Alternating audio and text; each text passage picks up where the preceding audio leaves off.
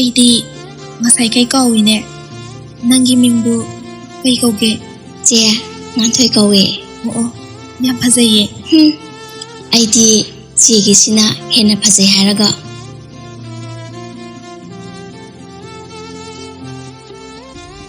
Linthoi du magi drawer do hangdoktuna angang machugi phanik ama puthoraktuna tholai. Che, nangdi ngorok ngobanina angang base oina chelo. Ngaudida. Nang su ngauri sidi. Yare ko che bu ngauti hairadi yaroida. Aisu ithanta lairingai dati yamna ngawena khanjarambani. Adubu chega yingarubada pura amuka tong onkreda. Ondehe. Asuk yam ngauri sidi. Ado Marian mikoi hanbada amuk thengkineba. Aduna sak thongnaba tawrase. Ado che aidi nangse sunghanbu hanhaningdreda. Kaigino haise. Chega laiminabase yamna nungaye. Ithanta laimandana isase tanba ma yaureba. Ado nang hanadagi hongna mathanda dum leibro. Leye. Ado akhoi tamachauti leitabo chap manaida. Madi ayamba matamda outside da dum leibanina. Madi mara tani tholoktra. Thokpudi tholae. Aduda yamna kuinandi leiteda. Haujingna amu posting mafamda leigredana. Posting haisibu kai thabakno. Ni tamasona tawrise. Linthoi na kumge hek tawbaga makhadagi tharikna.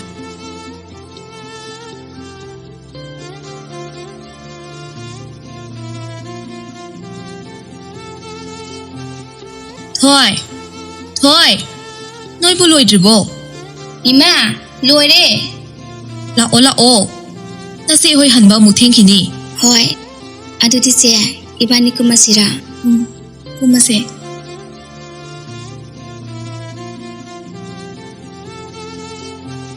Asumna anidusu kitchen da changkhre. Tanja aduda Manichandrasu makhutta khaw ma yanduna changlaklaga common room gi sofa aduda kit phamthai aduga tharik da khaw do pirai. Kaino nga se khak leibada asuk yamna kuirisibo. Nga semba ngaibada kuiri ne wani nati nangbu sakbu thongabo. Sakpudi ibemaga moi ani oina thonghalle. Oh, pare. Ado moi baba sakti kuiroi loira ani. Washroom da ising asabaga loina leihorabane. Nasana udo sengdoknaba tawbiro. Hoi. Ibungo sawbado ngasai aina nga leiringaida phone tawrambadine. Nangondaga amuk tawrakpro. Tawraktiye. Pare. Aina hak leiragane amuk tawbirage. Karibu haire ino. Ngasai mana hairakpadubu matam khara Delhi da conference amagi sattaba yade haibra. Kaino ma haipeti haikibanine. Mi langbaduda aisu munna tahaudre. Sattana adum leiroyu. Sahina nambo pora phau. Nupi thiyu haibasu yade. Hai, masina marolama. Masu yadadana tawrinine. Tharona nokmi tawduna wada marak fathalai. Sahi bukaya surage mabo. Sahi budi kuntra haire ine. Oh, adudi kaisu yamba natridana. Hoi. Se yamba budi natri haibu. Aikhoi gidi mama thantanina mapa ibanina kalingai sida isa imaugi kumhaiga do amu yengninga iba. Hoi, adu su sumni. Ado ise hanjin hayena saubinu ko. Aidine mapa ga tanaraga yamna thuna imau haibala adabani ko. Yaida. Noina lakningba matamda hekta la'o inausidi. Ngai khone aibu nangonda phi khara yenghange haidana purakpanine. Karamba phino se yengsi kuire ise dagi phiga laukhidaba ise gi phidi mayam nga manadabane marak mayum sa manaraga sisinaba onthokna nungaikhre. Hoi. Inauna nuksibibagi panghai haiba haiduni. Natti ise asengmane. Tharodu wada makhatada khawdagi fisingdu mathang lokthokduna tharikta yenghalli. Hima ise sina mo papidak lo. Mane. Yam phare ai su pamdana leiramine. Phiga phane ka su yauribane. ꯐꯅꯦꯛꯇꯨꯗꯤ ꯉꯔꯥꯡꯗ ꯀꯛꯄꯗ ꯉꯥꯏꯔꯤꯕꯅꯤ ꯍꯣꯏ ꯍꯣꯏ ꯃꯆꯨꯁꯤꯡꯁꯤꯁꯨ ꯌꯥꯝꯅ ꯐꯖꯩ ꯑꯗꯨ ꯏꯆꯦ ꯁꯥꯕꯗꯤ ꯏꯕꯦꯝꯃꯅ ꯁꯥꯔꯤꯔꯣ ꯃꯥꯅ ꯁꯥꯔꯤꯅꯤꯅꯦ ꯍꯧꯖꯤꯛꯀꯥꯟꯗꯤ ꯏꯆꯦꯗꯤ ꯐꯤꯒ ꯁꯥꯕꯒ ꯑꯃꯠꯇ ꯉꯝꯕ ꯅꯠꯇ꯭ꯔꯦꯗ ꯑꯗꯣ ꯏꯆꯦꯕꯨ ꯍꯧꯖꯤꯛ ꯀꯔꯤ ꯀꯔꯤ ꯍꯣꯠꯅꯔꯤꯒꯦ ꯐꯤ ꯌꯣꯟꯕꯁꯨ ꯄꯥꯛꯅ ꯆꯠꯇ꯭ꯔꯦ ꯍꯥꯏ ꯆꯠꯇ꯭ꯔꯦ ꯈꯪꯗ꯭ꯔꯦꯗ ꯏꯕꯦꯝꯃ ꯍꯤꯡꯗꯕꯗꯤ ꯌꯥꯗꯕꯅꯤꯅ ꯉꯝꯅ ꯉꯝꯅꯕ ꯍꯥꯏꯗꯅ ꯏꯆꯥꯅꯨꯄꯤꯁꯤꯅ ꯐꯤ ꯁꯥꯔꯒ ꯑꯩꯅ ꯑꯩꯈꯣꯏ ꯂꯩꯀꯥꯏꯒꯤ ꯂꯝꯄꯥꯛ ꯃꯆꯥ ꯑꯃ ꯂꯩꯌꯦ ꯑꯗꯨꯗ ꯁꯤꯡꯖꯨ ꯈꯔ ꯌꯣꯜꯂꯤꯌꯦ ꯌꯥꯝꯅ ꯐꯩ ꯑꯗꯨꯁꯨ ꯐ꯭ꯔꯤꯗ ꯂꯩꯗꯣꯏ ꯁꯔꯨꯛ ꯇꯧꯁꯤꯟꯒꯗꯕꯅꯤ ꯀꯥꯟꯅꯐꯝꯒ ꯈꯪꯕ ꯅꯠꯇꯦꯗ ꯏꯕꯦꯝꯃ ꯁꯨꯝ ꯄꯪꯇꯧ ꯇꯧꯔꯤꯕ ꯍꯥꯏꯗꯨꯅꯤ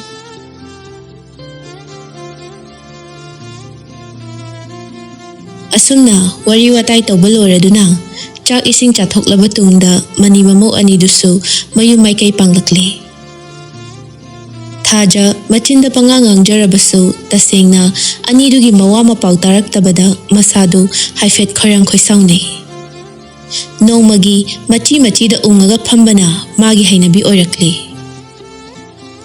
ꯐꯃꯨꯡꯗ ꯇꯞꯅ ꯍꯤꯞꯊꯗꯨꯅ ꯃꯃꯤꯠꯇ ꯏꯔꯥ ꯆꯦꯜꯂꯗꯨꯅ ꯃꯆꯤꯟꯗ ꯁꯨꯝꯅ ꯁꯣꯜꯂꯤ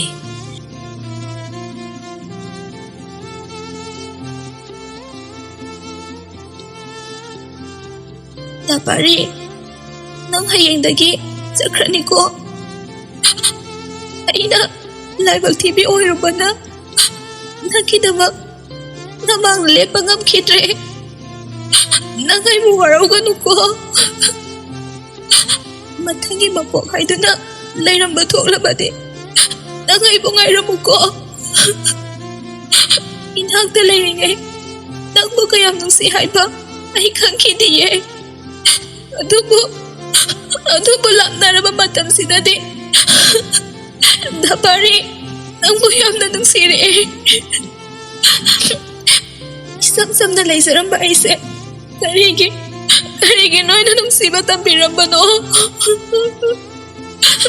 ꯑꯃꯔꯣꯝꯗ ꯁꯥꯔ ꯁꯛꯍꯦꯟ ꯅꯪꯁꯨ ꯁꯛꯍꯦꯟ ꯆꯠꯅꯤꯡꯕ ꯃꯆꯥꯅꯤ ꯍꯥꯏꯕ ꯑꯩ ꯈꯪꯉꯦ ꯑꯗꯨꯕꯨ ꯀꯔꯤꯁꯨ ꯂꯩꯇ꯭ꯔꯕꯤ ꯄꯥꯊꯤ ꯀꯣꯝꯊꯤꯗ ꯍꯧꯕꯤ ꯂꯩꯔꯥꯡ ꯑꯃꯕꯨ ꯅꯪꯒꯤ ꯒꯝꯂꯥꯒꯤ ꯂꯩꯇꯦꯡ ꯑꯣꯏꯕꯗ ꯃꯇꯤꯛ ꯆꯥꯗꯤꯌꯦ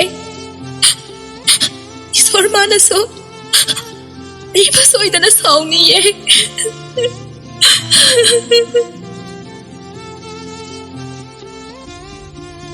ꯊꯥꯖ ꯊꯃꯣꯏꯗ ꯂꯣꯟꯅ ꯀꯞꯂꯝꯕꯗꯒꯤ ꯃꯈꯣꯜ ꯊꯣꯛꯅ ꯀꯞꯊꯣꯔꯛꯂꯤ ꯑꯗꯨꯕꯨ ꯀꯨꯏꯗꯦ ꯒ꯭ꯌꯥꯟ ꯈꯪꯂꯥꯛ ꯂꯥꯛꯄꯗ ꯃꯅꯦ ꯇꯥꯈ꯭ꯔꯅꯤ ꯈꯟꯗꯨꯅ ꯃꯆꯤꯟꯗꯣ ꯑꯃꯨꯛ ꯐꯠ ꯃꯦꯟꯁꯤꯜꯂꯤ ꯑꯗꯨꯒ ꯇꯨꯝꯁꯤꯟꯅꯗꯨꯅ ꯂꯩꯈ꯭ꯔꯦ ꯊꯔꯣꯁꯨ ꯈꯣꯟꯖꯦꯜꯗꯣ ꯍꯥꯏꯐꯦꯠ ꯇꯥꯔꯗꯨꯅ ꯊꯥꯖꯒꯤ ꯃꯅꯥꯛꯇ ꯇꯍꯥ ꯇꯍꯥ ꯆꯦꯟꯁꯤꯜꯂꯛꯏ ꯕꯦꯝꯃ ꯀꯩꯗꯧꯔꯒꯦ ꯅꯪꯕꯣ ꯅꯦꯅꯦ ꯑꯩ ꯀꯩꯗꯧꯈ꯭ꯔꯒꯦ ꯀꯞꯄꯤꯔꯣ ꯅꯪ ꯅꯠꯇ꯭ꯔꯥꯅꯦ ꯍꯧꯖꯤꯛꯇ ꯀꯞꯈꯤꯕꯗꯨꯕꯣ ꯑꯣ ꯑꯗꯨꯕꯨꯔꯣ ꯃꯪꯗ ꯌꯥꯝꯅ ꯀꯤꯕ ꯁꯛꯐꯝ ꯑꯃ ꯎꯔꯝꯃꯦ ꯑꯗꯨꯒꯤꯅꯦ ꯍꯦ ꯑꯗꯨꯒꯤ ꯑꯣꯏꯔꯦ ꯅꯦꯅꯦꯗꯤ ꯀꯔꯤ ꯇꯧꯔꯕꯖꯥꯠꯅꯣ ꯍꯥꯏꯗꯅ ꯄꯥꯈꯠꯂꯨꯔꯦꯗꯅ ꯐꯔꯦ ꯑꯗꯣ ꯅꯈꯣꯡꯒꯗꯣ ꯇꯤꯡꯊꯣꯛꯑꯒ ꯐꯖꯅ ꯇꯨꯝꯃꯨꯀꯣ ꯃꯪꯂꯥꯛꯅꯗꯣꯏꯒꯤ ꯇꯧꯔꯤꯕꯅꯤꯅꯦ ꯇꯨꯝꯖꯔꯣ ꯍꯣꯏ ꯅꯦꯅꯦ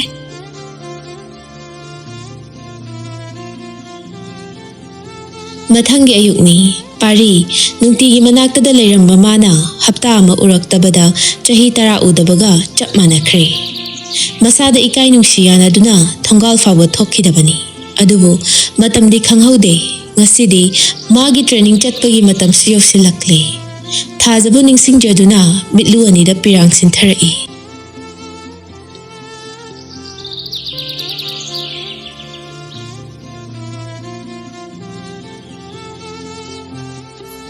ꯊꯥꯖ ꯑꯩꯅ ꯆꯠꯂꯝꯗꯥꯏ ꯃꯤꯀꯨꯞꯁꯤꯗ ꯅꯪꯕꯨ ꯌꯥꯝꯅ ꯎꯅꯤꯡꯉꯦ ꯀꯔꯤꯒꯤꯅꯣ ꯑꯩꯕꯨꯁꯨ ꯋꯥꯍꯜꯂꯤꯁꯦ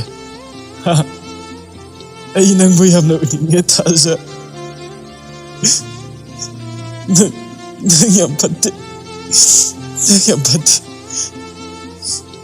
ꯐꯔꯦ ꯑꯩꯅ ꯇ꯭ꯔꯦꯅꯤꯡ ꯂꯣꯏꯔꯒ ꯊꯣꯛꯂꯛꯄ ꯐꯥꯎꯗꯪꯗꯤ ꯅꯪ ꯋꯥꯔꯁꯨ ꯋꯥꯅ ꯑꯩꯕꯨ ꯉꯥꯏꯔꯝꯃꯨꯀꯣ ꯑꯩ ꯀꯞꯄ ꯌꯥꯗꯦ ꯑꯩ ꯍꯧꯖꯤꯛ ꯀꯞꯄꯩ ꯃꯇꯝ ꯅꯠꯇꯦ ꯑꯩꯅ ꯊꯣꯛꯂꯛꯑꯒ थाजब लेंगदोइने ए कपा यादे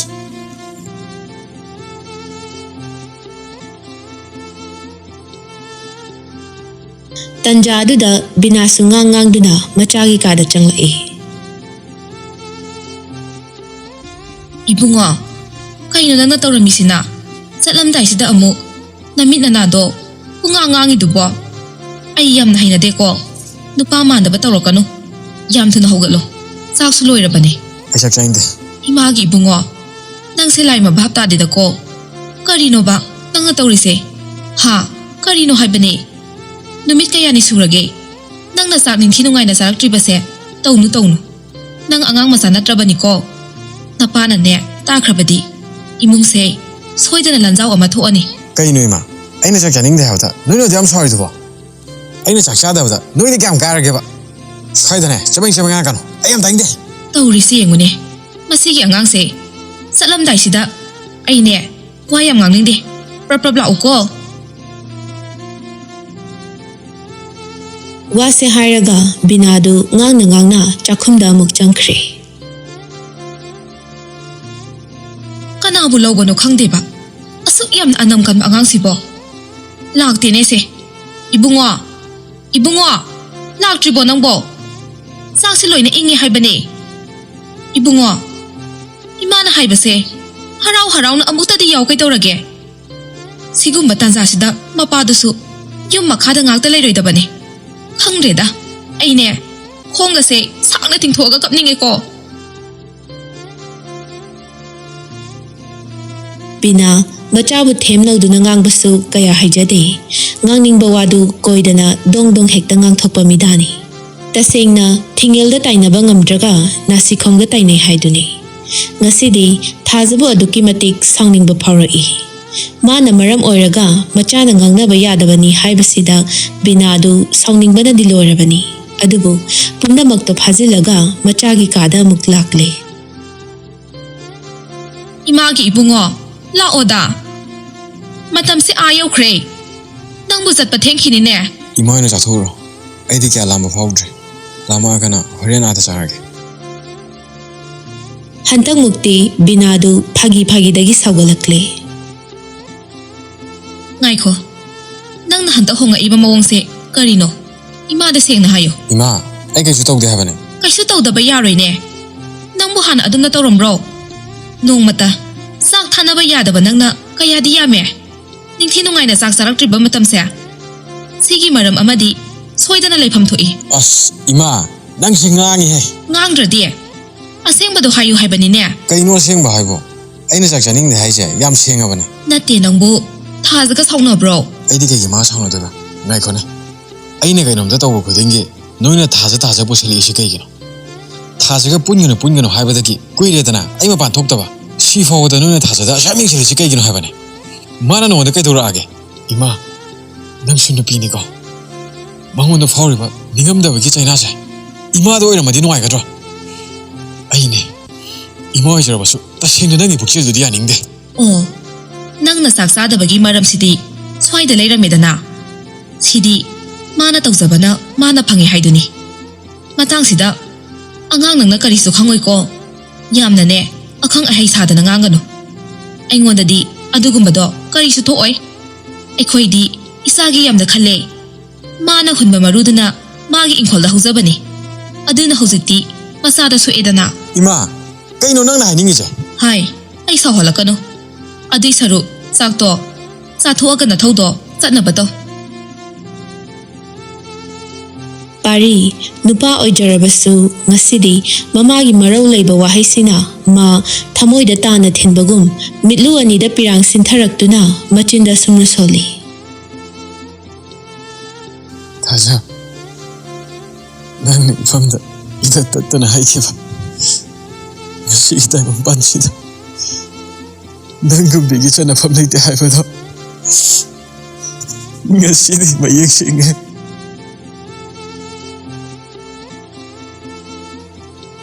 binadu ngaihak machada munna yenglamlaba tungda nakanda lariba chokri aduda satpham thai kuide manglem su prap laktuna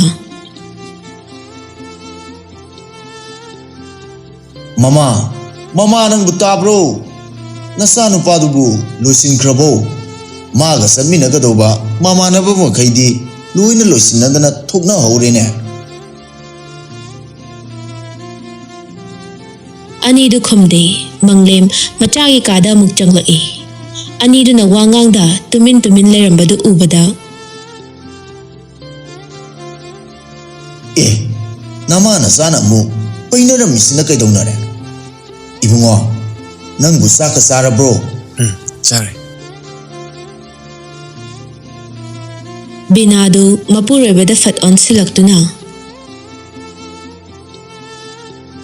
Masin thiri Nicole. Ase sadri bani. Moi pabung bu ngasai dagi kaida sapiru bage. Nong phadoksu chathokta lai bire hairaga. Yum sida kari thoi haibado. Amtang yeksin birabadi hagada bani. Hai ai su satabe yadadana chatlibani ne he nang mamana tro aina tawriba mayamsi nang amuk tawrage haibro aisu koisa satlubadi natedana lawu singubagi wari ngak sanarubani nate nakhoi ani bu kari amuk tawnare haibano kanadabadane karan yam tawida noise ngasi nasana salamdai sidane pukning nusidaba thabak tawganu ko ibungo nang nasakadoribasi training ni nungaiba thabakti natedana aduna nasado sondhan bayadi ko tawro nang na pugodoba na finarol singse ai mapanda puthokpiramage Hoi baba. Binasu wa makha taramda tumin thokre pari number do ubada ring chat panangda phone da fat pai khatli Hello. da pari How? nang hojik chatorabo Chatore. Ado torobe. Nang lai shikai dano. Thajagalem bro. leiramni ye pahala ura Masana rade pahala kanoda. pahala ke yani ye Parene. Tarubina phone da thajada mukpirai adubu thaja mahausagum koinadaba matawrudi oikhidre pari su adu mangai thajana itap tap na machindo lenglai Da pari chak sarabo Chare. kay hinjang sarage pari insang hanglakpaduda ik atawna mamitasu ira khajik chelai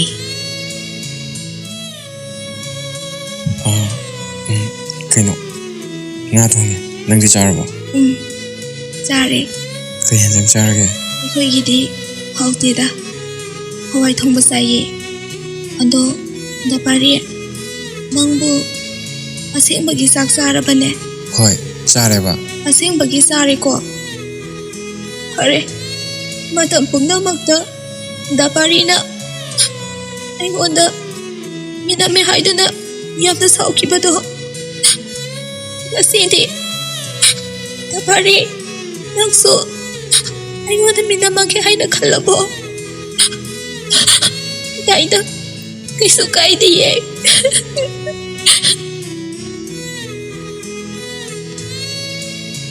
thaja wase haraga hik chingna kapi pari su kapu bagi khonjal nikna aduma khumlai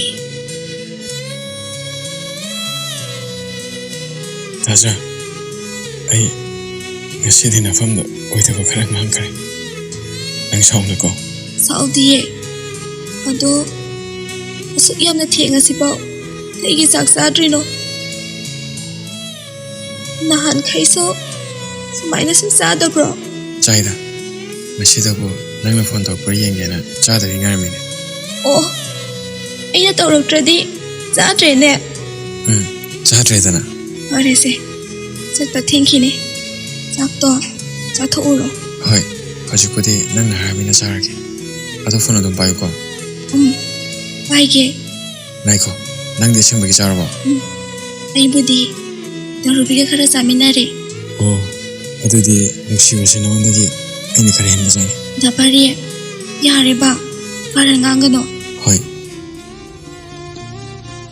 paridu haujiktada nokfet tawjarai aduga phamungdagi fuk hogatuna kitchen da prap lakle masana na thiramliba chaktu phajana thangdoktuna chaba hawi mataw aduda thongjin marumdagi binasu machabu lona yengduna nokfet tawjai aduga mapuroibagi manakta taha laktuna Moi baba Moi baba. Kay daurage wane? Ay sida layne he. Ho na sa nupa se. Ngasay dagi sak saudana. Ngangnabada ay se. Awaba ama oirabani. Aduga hauzikta yam thajadana. Nokpheka tawraga sakto sa haureba. Adubudi mapaninba masani dana. Nangnadi pizangam potine ha. Aina hairambadudha sari nine. Nangdi nasaloina basu haite. Makha taraktringaida aida sangza haurageda. Tawrisi ngune. Pari chakta sit nana chaba loiraduna magi kada muklaktuna phamungduda satpham thai. Thaja, tabro. Laye. Ado dapari ngabu thongambrane. Pari do nokmi tawduna. Thongamdre nga tawbudi om. Nga thonge kaina. Aiziladana. Ado kay henjang bu thongamage. Shogol hoi oina thongam. Kana khangni. Macha chalam daini kaina nga thongamgadra khalure aide. Adugadi hawai dalo shiledana. Aduna phatro. Oren dapari na sapada waroi doine. Kaigino haise. Kaino sagol hawai jar panina sagol thobaga chap manana chakradawne. Is masidi. Aiding side phapu oirudene. Ado dapari aidi laira binina nanga chatamdai sida yamta piningai su tikjade. Taninde. Ai kaisi pamjate ko. Chalam daisida nangi nungsiba khonjal tawa phongjabase. Simuk nungaiwa. Ai kusida magana lakani thajadre. Yare se. Thank you. Dapari su asai angam yaudana azana satlo. Si mangai re. Aina haigada bahaibo. Adudi ay amu thamage ko. Hoi. Ado nang shom pan thokono ko pasana lerm. Leiramge. Ado thaja. Nang khangna da mana. Aina isi chatkadori base. Nang ina bakhala chatkadori bani ko. Dapari. Ado ai marmakta phone nam toraki yabana tro. Rubida adum toro. Ai phone di yakidre. Oh. Phare adudi. Aina heng thoraga ne ahan bam nerse. Hoi. Thame ko. Thamo. Asumna pari du matam khara training gidamak mafam du thadoktuna chatkre. Somda sakhensu maikhiraba lanmi amagum lot ke yauna lot khrabra. Tharogi singju yonfam dasu chatkidre. Ma leiri haiba phauba khanghan kidre. Tharogi singju da hairamba mana ngasidi mafam du da chatsi yadabada chawba tasengna pungaw ngawre. Adubo wakhal lawsing leiba chawbani. Sakhen gi room da moli laktuna.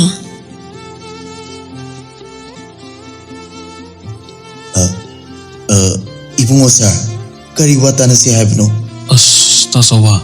Sir. Ashukui bise. Aibu nachagum nanagum kari da soiki gadagi haidana matam ayambada imigum yam chikshina aibu sena biduna lakpani. Ngasi ngarang da loinar kusunate. Tasawa. Mamang dasu kayar khana haijakre. Tasawa. Ingon da sarko binu haina. Adubu mingausina ngasi di ichili naugi marise khanglap lapthopugum khalalle. Ibungo ngasi phauba nayambagi punsidi inauna simbirakpani. Adubu asuk sawa phammama pairibi inauna irai laine hekta ibungo ana kowana nayambada haibado nungai taduna tawbun. Fare inauna yam nungai trabanina ngasi dagi ibungo haine hekta ai kauzarake. Wakal do onare. Ta chawba bu aina sembi banati. Aibu ta chawba na jeksina sena birakpana ngasi gi phibam se yokhibani. Ibungo phare se sigi wase dose. Tha sigi manungda ekhoi su chatladabani pending da lariba thabak ayamba athubada lusinna ba tawsi. Telaba su tena matam khara leibasida thabak phawdi machu tana tawrami habado khunsigi miyamna hainansi. Hoi ibungo adumakni nayambana pambasu. Aina budi ngarang thabak ayamba lusin khrabane. Ay yawdusu yaba thabakti rohita loina sina khrabane. Adubu tasawa ꯅꯪꯅꯁꯨ ꯌꯥꯔꯤꯕ ꯃꯈꯩ ꯈꯔ ꯈꯔ ꯍꯥꯏꯖꯤꯟꯕꯤꯌꯨ ꯍꯣꯏ ꯍꯣꯏ ꯏꯕꯨꯡꯉꯣ ꯑꯁꯨꯝꯅ ꯂꯩꯔꯤꯉꯩ ꯁꯛꯍꯦꯟꯒꯤ ꯐꯣꯟꯗ ꯃꯦꯁꯦꯖ ꯑꯃꯈꯛ ꯑꯁꯨꯝꯅ ꯂꯩꯔꯤꯉꯩ ꯁꯛꯍꯦꯟꯒꯤ ꯐꯣꯟꯗ ꯃꯦꯁꯦꯖ ꯑꯃ ꯐꯠ ꯄꯥꯏꯁꯤꯜꯂꯛꯏ ꯁꯛꯍꯦꯟ ꯄꯤꯁꯨꯝ ꯑꯅꯤꯗꯨ ꯍꯥꯏꯐꯦꯠ ꯆꯤꯡꯈꯠꯂꯒ ꯊꯥꯔꯛꯂꯤꯕ ꯃꯦꯁꯦꯖꯇꯨ ꯆꯪꯗꯨꯅ ꯌꯦꯡꯉꯤ ꯑꯗꯨꯕꯨ ꯖꯦꯝꯁꯀꯤ ꯑꯣꯏꯔꯝꯕꯗꯨꯗ ꯅꯣꯛꯐꯦꯠ ꯇꯧꯖꯩ ꯚꯥꯏ ꯅꯪꯅ ꯀꯟꯐ꯭ꯔꯦꯟꯁ ꯑꯃ ꯆꯠꯀꯅꯤ ꯍꯥꯏꯕꯗꯨꯕꯨ ꯌꯨꯝꯗꯒ ꯑꯝꯇ ꯆꯪꯉꯝꯃꯔꯣꯏꯗ꯭ꯔꯣ ꯀꯨꯏꯗꯦ ꯁꯛꯍꯦꯟꯁꯨ ꯔꯤꯄ꯭ꯂꯥꯏ ꯑꯃ ꯐꯠ ꯄꯤꯁꯤꯜꯂꯤ ꯌꯨꯝꯗ ꯆꯪꯗꯣꯏꯅꯤ ꯀꯩꯅꯣ ꯁꯤꯗꯒꯤ ꯆꯠꯂꯗꯤ ꯐꯖꯔꯅꯤ ꯗ꯭ꯔꯦꯁ ꯑꯅꯥꯟꯕꯅ ꯌꯨꯝꯗ ꯂꯣꯏ ꯂꯩꯍꯧꯔꯒ ꯔꯤꯄ꯭ꯂꯥꯏꯗꯨ ꯍꯦꯛ ꯍꯟꯈꯤꯕꯒ ꯖꯦꯝꯁ ꯐꯣꯟ ꯐꯠ ꯇꯧꯁꯤꯜꯂꯛꯏ ꯁꯛꯍꯦꯟꯁꯨ ꯊꯤꯟꯊꯗꯅ ꯐꯠ ꯄꯥꯏꯈꯠꯂꯤ ꯍꯜꯂꯣ ꯇꯥꯏꯌꯦ ꯐꯣꯟ ꯑꯗꯨꯝ ꯇꯧꯔꯁꯨ ꯌꯥꯕꯁꯤꯗ ꯃꯦꯁꯦꯖ ꯑꯃꯨꯛ ꯊꯥꯖꯤꯜꯂꯛꯏꯅꯦꯕ ꯌꯥꯔꯦ ꯅꯪꯅ ꯀꯔꯤ ꯈꯪꯉꯗꯅ ꯑꯣꯐꯤꯁꯥꯔ ꯑꯃꯗ ꯐꯣꯟ ꯇꯧꯕ ꯍꯥꯏꯕꯁꯦ ꯌꯥꯝ ꯂꯨꯏꯅꯦ ꯏꯕꯨꯡꯉꯣ ꯀꯔꯤꯗ ꯂꯨꯔꯤꯕ ꯂꯨꯗ꯭ꯔꯗꯤ ꯀꯩꯅꯣ ꯑꯩꯅ ꯐꯣꯟꯗꯣ ꯃꯊꯣꯡ ꯈꯪꯗꯅ ꯐꯠ ꯍꯦꯛ ꯇꯧꯁꯤꯜꯂꯨꯔꯣ ꯑꯗꯨꯗꯩ ꯁꯣꯝꯗꯤ ꯑꯣꯐꯤꯁꯥꯔꯅꯤꯅ ꯃꯤꯇꯤꯡ ꯇꯧꯔꯤ ꯑꯗꯥ ꯇꯧꯔꯤ ꯑꯗꯨ ꯇꯧꯔꯤ ꯀꯣꯛ ꯍꯥꯏꯔꯛꯑꯣ ꯑꯩ ꯈꯨꯏꯔꯣꯏꯗ꯭ꯔꯣ ꯑꯗꯨꯅ ꯃꯦꯁꯦꯖ ꯍꯥꯟꯅ ꯊꯥꯖꯤꯜꯂꯒ ꯌꯦꯡꯉꯗꯤ ꯅꯪꯅ ꯍꯜꯂꯛꯄ ꯃꯇꯨꯡ ꯏꯟꯅ ꯑꯩ ꯑꯗꯨꯝ ꯈꯪꯉꯦꯗꯅ ꯑꯣ ꯀꯣꯛꯁꯤꯗꯤ ꯑꯩꯉꯣꯟꯗꯒꯤ ꯅꯪꯅ ꯍꯦꯟꯅ ꯂꯤꯡꯉꯒ ꯂꯩꯔꯝꯃꯦꯗꯅ ꯉꯥꯏꯈꯣꯅꯦ ꯅꯪ ꯀꯣꯛ ꯂꯤꯡꯕ ꯂꯤꯡꯗꯕ ꯇꯣꯛꯈꯣꯅꯦ ꯅꯣꯏ ꯑꯗꯥꯏꯗ ꯅꯪꯅ ꯉꯥꯎꯖꯕ ꯄꯥꯝꯖꯕ ꯅꯨꯄꯤ ꯑꯃ ꯂꯩ ꯍꯥꯏꯕꯗꯨꯕꯨ ꯀꯃꯥꯏꯅ ꯇꯧꯔꯒꯦ ꯁꯛꯍꯦꯟ ꯅꯤꯡꯁꯤꯡꯂꯔꯣꯏ ꯈꯟꯅ ꯐꯨꯝꯖꯤꯟꯅꯕ ꯍꯣꯠꯅꯔꯤꯕ ꯃꯥꯒꯤ ꯅꯨꯡꯁꯤꯕꯗꯨ ꯖꯦꯝꯁꯅ ꯑꯃꯨꯛ ꯌꯥꯀꯥꯏꯔꯛꯂꯦ ꯁꯛꯍꯦꯟ ꯈꯣꯟꯖꯦꯜꯗꯨ ꯀꯥ ꯍꯦꯟꯅ ꯇꯞꯊꯅ ꯋꯥꯗꯨ ꯃꯈꯥ ꯇꯥꯔꯛꯏ ꯚꯥꯏ ꯌꯥꯔꯛꯇ꯭ꯔꯦꯗ ꯀꯩꯅꯣꯅꯦ ꯍꯥꯏꯁꯤꯕꯣ ꯁꯛꯇ ꯆꯨꯗ ꯑꯃꯠꯇ ꯋꯥꯠꯇ꯭ꯔꯕ ꯑꯗꯨꯒꯤꯁꯨ ꯃꯊꯛꯇ ꯍꯌꯦꯡ ꯆꯥꯔꯣꯟ ꯁꯨꯔꯣꯟꯅ ꯐꯥꯎꯕ ꯀꯥꯏꯗꯅ ꯆꯥꯕꯗ ꯂꯣꯏꯔꯔꯣꯏꯗꯕ ꯅꯔꯜ ꯆꯤꯡꯃꯨꯛ ꯋꯥꯡꯅ ꯄꯩꯗꯨꯅ ꯂꯩꯔꯕ ꯅꯉꯣꯟꯗ ꯌꯥꯔꯛꯇ꯭ꯔꯤꯕ ꯅꯨꯄꯤꯗꯨꯕꯨ ꯅꯠꯇꯦ ꯀꯔꯝꯕ ꯅꯨꯄꯤꯅꯣ ꯑꯗꯨꯒꯤ ꯅꯨꯄꯤꯗꯨꯕꯨ ꯉꯥꯎꯕ ꯖꯥꯠꯂꯣ